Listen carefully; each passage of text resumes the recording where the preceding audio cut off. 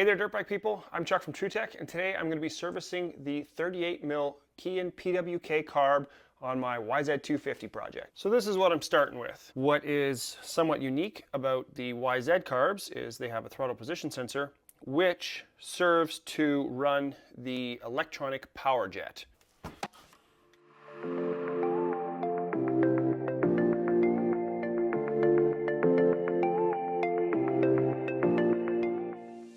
That's not looking too bad.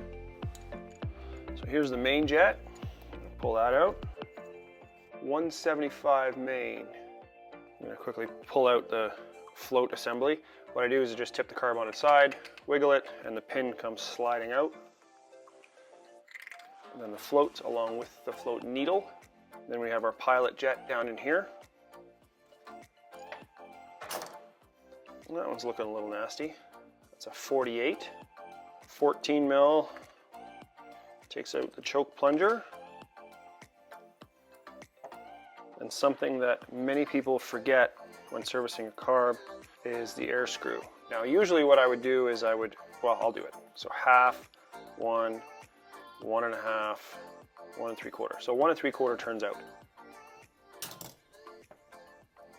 Now there's a spring, a washer, and an O-ring down in there. Another thing that's really easy to forget. So I have this little piece of safety wire.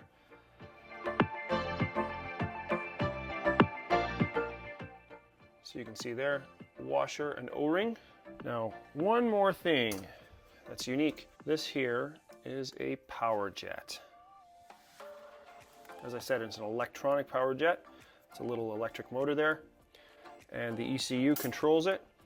So when it senses that it's in the correct position via the TPS, the ECU sends power to this little motor, pulls up fuel and squirts fuel into the engine.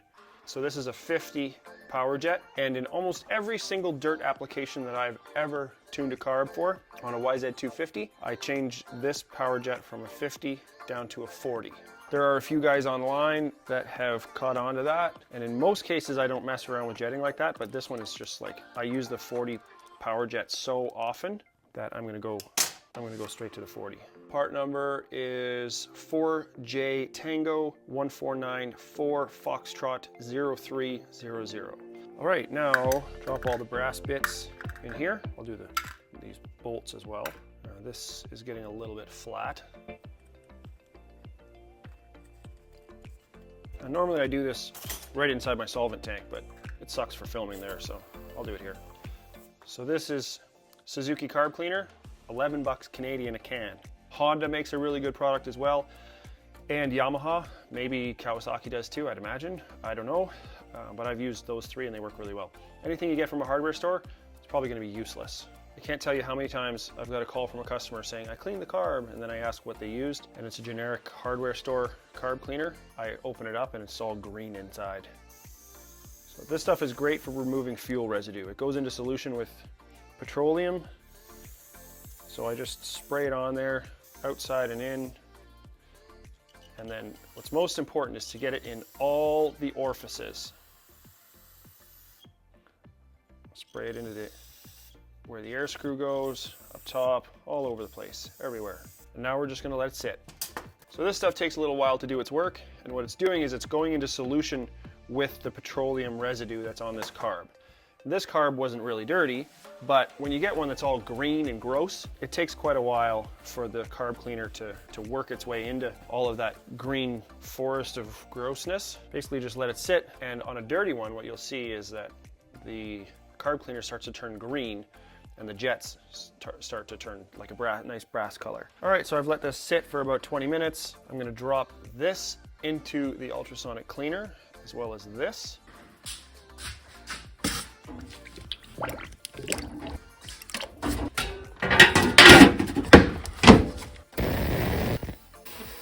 So this has been soaking now. This is just brake clean. I just blow these out.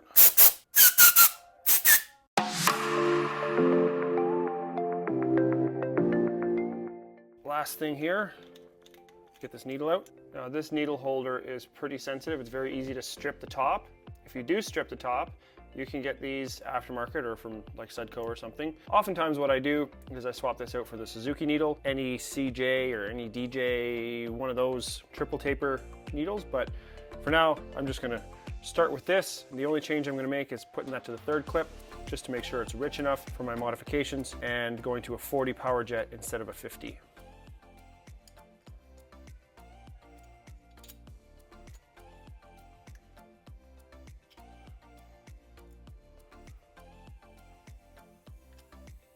Now for the air screw, I just drop the spring on, then the washer and the O-ring. These are in good shape. I'm just going to reuse that.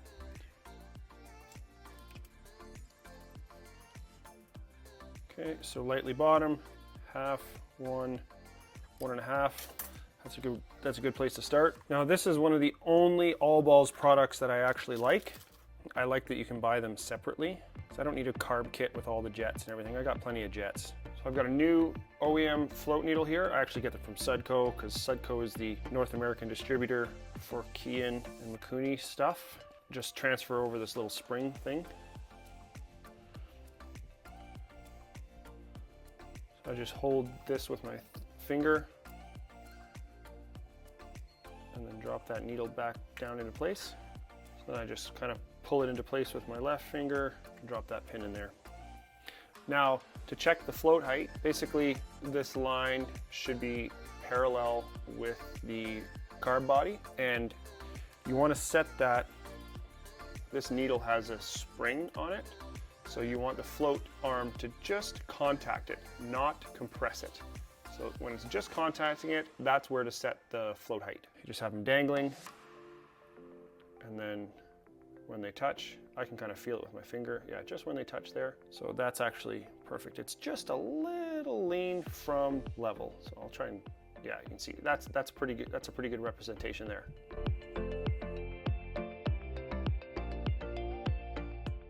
Now I'm just going to put these two front screws in to hold this float bowl down, because I'm going to give this carb new hoses. Might as well put this back together first. Don't over tighten this. It's quite easy to wreck that. What we've got here is we've got two vents on either side. One here, here, here, here. So I'm just going to pull this whole assembly off like this and then rebuild it. I've got my fancy soldering tool here. I'm just going to heat up the end a little bit. Just open it up a bit.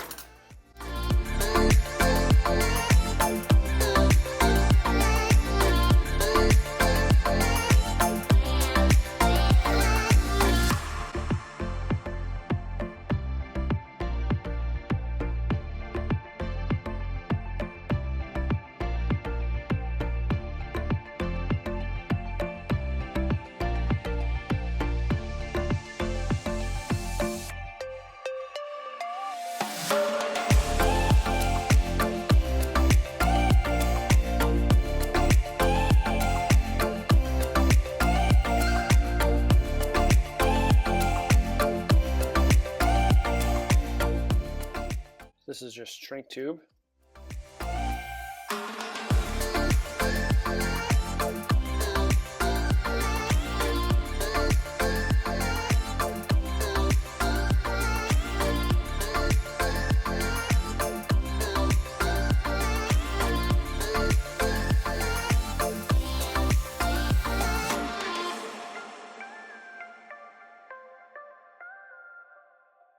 I'm going to put a slit in them so that if dirt and stuff gets up in there, it's not going to obstruct the actual vent. So dirt and stuff can get in here, but because there's a split, it's not going to work its way up in here. It's going to fall out. It's going to wiggle its way out. Now when you go to put this on the bike, you want to lift up this TPS, and then of course you're going to have a throttle cable on here. There's this little bump in there, and that bump corresponds with that little slot.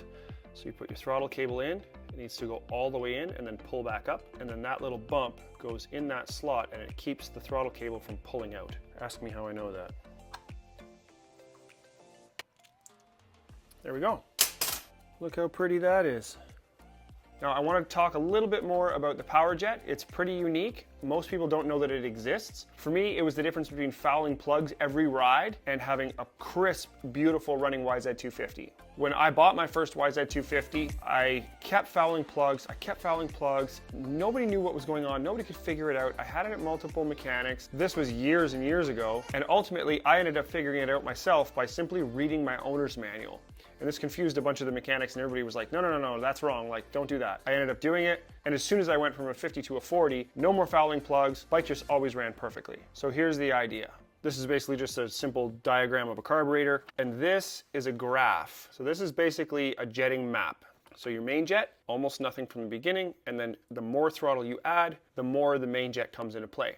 Power jet. That's what we're talking about here. 0 culminating at about a quarter throttle, and then it starts to taper off after that. So down here, the note clearly says the power jet closes at 8,500 RPM of the engine, after which only the main jet dominates. So the power jet on a YZ250 helps in about the quarter throttle range, and that's the problem that I was having. I tend to lug the bike, and I'm a pretty smooth, efficient rider, and so I kept fouling plugs because this jet was too big, right in this area here. Throttle valve, that's basically where the needle slides in and out of. Clip position, diameter of straight portion of needle, pilot jet and pilot air screw. You can see it has the most effect down low, and then it tapers off. So if you're having some jetting troubles, this chart is for you. If you don't have a YZ250, this chart is still very applicable. You just delete the power jet, and the rest is pretty much the same.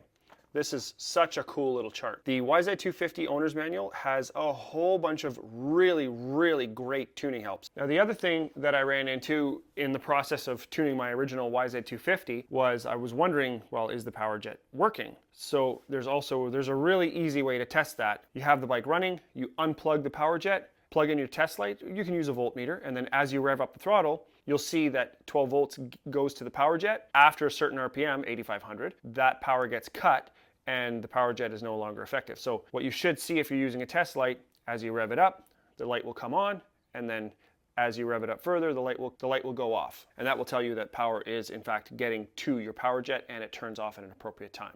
A lot of this applies for the KX250s as well. Theirs are a little bit different, but the same idea.